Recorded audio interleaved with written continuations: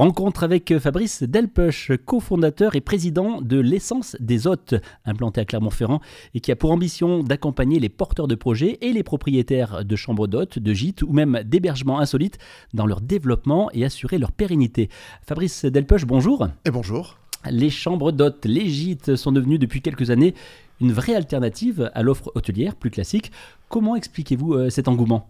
Alors l'engouement il est simple, les chambres d'hôtes sont nées il y a très longtemps dans les fermes pour accueillir des voyageurs de passage, et puis c'est une activité qui s'est professionnalisée et surtout maintenant on parle d'un accueil familial.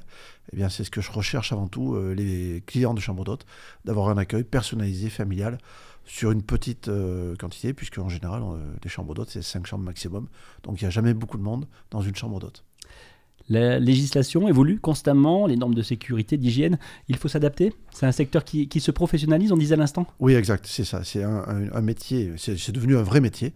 C'est un secteur qui se professionnalisait. Donc, du coup, qui dit professionnalisation dit réglementation. Donc, automatiquement, on doit se mettre à jour de toutes les réglementations. Il y en a certaines qui sont en train d'arriver en ce moment, et notamment sur la fiscalité des meublés. Néanmoins, voilà, c'est un secteur en pleine évolution. Vous avez parlé tout à l'heure d'hébergement insolite. Voilà, c'est typiquement un mode d'hébergement qui explose depuis quelques années et qui n'a pas fini d'exploser parce que les gens ont aussi envie de quelque chose d'atypique, qui sorte de l'ordinaire, pas très loin de chez eux, pour vivre un moment d'exception. Comment, Fabrice, est née cette idée de créer l'Essence des Hôtes, probablement, j'imagine, de votre expérience personnelle en tant que propriétaire d'une maison d'hôtes ? Exactement, effectivement, on était propriétaire de la Villa Pascaline à Clermont-Ferrand pendant 10 ans. Une chambre d'hôte qui était très connue des Clermontois et de beaucoup de clients Michelin. Et pendant 10 ans, eh bien, on a accueilli 7000 clients. Donc du coup, 7000 clients, ça nous laissait très peu de temps, nous, pour prendre du temps avec nos enfants, avec nos familles. Et à un moment donné, on s'est dit, bon, on arrête, et on change d'activité. On a une belle expertise. Élise, elle est du secteur tourisme depuis très longtemps. Donc on s'est lancé sur de nouvelles activités. Donc effectivement, former des gens qui veulent créer ces établissements, mais également une activité de remplacement de propriétaires, puisque c'est quelque chose qu'on a vécu, un besoin, un manque, de pouvoir partir en vacances en laissant sa maison en toute confiance. Se lancer dans un projet de chambre d'hôte, de gîte ou d'hébergement insolite, comme on disait à l'instant, cela ne s'improvise pas donc. C'est un vrai métier avec des exigences, mais aussi des contraintes ? Alors oui, des exigences, contraintes, exigences en termes de qualité, puisque si on veut accueillir les clients, il faut proposer une prestation en rapport qualité-prix parfaite, mais aussi des contraintes, puisqu'en fait on crée une entreprise, on devient entrepreneur quand on crée une chambre d'hôte, un gîte ou un hébergement insolite. Et ça, on n'imagine pas tout le temps. On n'imagine pas tout le temps, et forcément on peut imaginer qu'on crée ça et qu'on le fait à titre de particulier. Oui, c'est faisable quand on est à la retraite, mais avant, il faut créer une structure juridique. Et qui dit structure juridique dit un peu de complexité, de formalités, des déclarations administratives, des licences, etc. Donc toute une démarche administrative à maîtriser. Et ensuite, il y a tout l'aspect commercialisation avec des outils aujourd'hui qui sont à la pointe, notamment pour gérer ses réservations, gérer ses plannings. Mais voilà, il faut aussi un petit peu gratter sur les sites internet. Il faut aimer faire de la com, il faut aimer les réseaux sociaux et publier régulièrement dessus, etc. Donc, c'est ce que vivent aujourd'hui tous les entrepreneurs, c'est-à-dire qu'on gère une business unit et on gère un métier pour attirer les clients. Alors vous êtes là pour les aider, pour leur permettre d'évoluer. Vous faites des formations. Comment se déroulent ces formations ? C'est en immersion, c'est à distance, les deux ? Combien de temps ? Qui s'adresse-t-elle ? Alors effectivement, aujourd'hui on fait les deux, mais on a une formation principale à laquelle on tient beaucoup, qui est une formation en immersion de 5 jours en immersion totale dans une maison d'hôtes et table d'hôtes en activité, dans l'Ivradois-Forez, pas très loin d'ici. Pourquoi ? Parce qu'on fait du métier d'accueil, donc on propose à nos stagiaires de venir vivre pendant 5 jours au rythme d'une maison d'hôtes, les petits déjeuners, les dîners, l'organisation de la journée, ils visitent les installations, la buanderie, la cuisine. Et nous, pendant ce temps, on délivre également tout notre savoir et tous les savoirs nécessaires à nos stagiaires pour qu'ils puissent à l'avenir gérer des établissements, des hébergements touristiques. La gestion d'une maison d'hôtes, d'un gîte, nécessite du temps, on le disait, avec de la disponibilité, en particulier durant les périodes de vacances scolaires. C'est contraignant et c'est difficile de libérer du temps pour soi-même. Alors d'où cette idée de proposer une prestation aussi de remplacement. Comment ça se passe ? Alors, les remplacements, quand des propriétaires nous sollicitent, on va les rencontrer. direct. On va voir la maison, on va discuter avec les propriétaires. Il faut absolument qu'il y ait un feeling entre nous pour que ça se passe bien. Il faut que c'est une vraie question de confiance.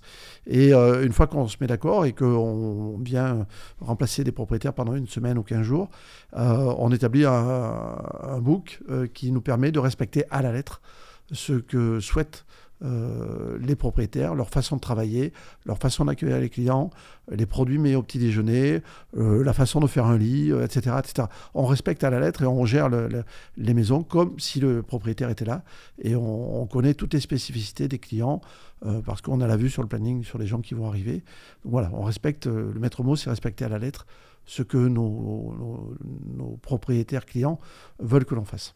Vous respectez, mais vous conseillez aussi dans le rôle de l'essence des hôtes? On peut effectivement. Il y a un vrai échange entre vous? Il y a un vrai échange parce que forcément, quand on gère sa propre affaire, on est né dans le guidon, surtout sur les activités d'hébergement, hein, c'est très chronophage. Donc nous, on peut relever quelques petits points et donner éventuellement des conseils à nos propriétaires, faire un petit retour. On aime bien faire un retour à chaud sur ce qu'on a observé qui est super, qui est très bien, parce que même nous, avec nos 10 années d'expérience, on fait des découvertes en termes d'innovation dans ce métier, mais on peut aussi voir des petites choses on dit c'est dommage qu'ils n'améliorent pas ce petit point-là, et on leur donne notre sentiment. Voilà, après, libre à eux de pratiquer ou d'appliquer ou pas appliquer ce conseil. Alors pour ceux qui nous écoutent et qui ont un gîte, quels sont les petits écueils à éviter?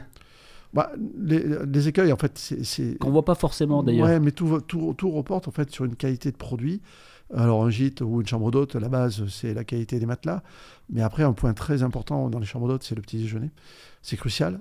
Les bons produits, les produits locaux, des produits frais, de peut-être servir de manière à l'assiette, pas mettre de gros buffets pour pas ressembler à un hôtel, etc. La qualité de l'accueil est indéniable. Il y a beaucoup de meublés avec des boîtes à clés et c'est vraiment dommage parce qu'on vend une prestation d'accueil et pas être là quand ses clients arrivent. C'est vraiment dommage, donc il faut trouver des solutions dans l'échange. Et après, un autre écueil à maîtriser sur lequel il faut faire vraiment très attention, c'est dans la gestion de sa relation client au niveau des réservations. Avoir des bons outils, avoir un bon site internet, bien afficher ses prix, avoir un outil fluide pour que les réservations se passent très facilement. Vous apportez également une aide à la gestion pour optimiser le rendement locatif. C'est un accompagnement pour développer, pour booster la fréquentation des gîtes?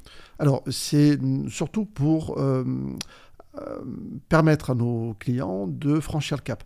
C'est-à-dire qu'on est capable, nous, sur n'importe quelle zone en France, de faire une étude de marché et de dire à nos clients, voilà, effectivement, ouvrir un meublé, puisqu'un gîte s'appelle aussi un meublé, dans cette zone, donc ça peut être à la campagne ou à la ville.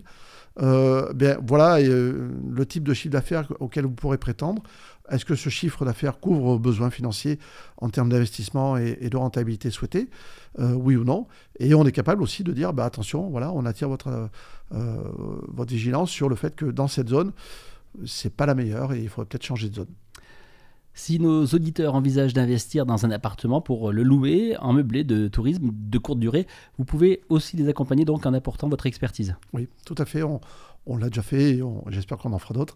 Voilà, on peut accompagner un propriétaire qui souhaite investir sur effectivement le choix d'investissement, le type de produit à créer, puisqu'il y a des types de produits, la capacité d'accueil, le positionnement, la politique tarifaire, sa stratégie commerciale avec les bons outils, jusqu'à comment accueillir ses clients, meubler son appartement, le meubler, et trouver les bons interlocuteurs pour le ménage, pour l'entretien, etc.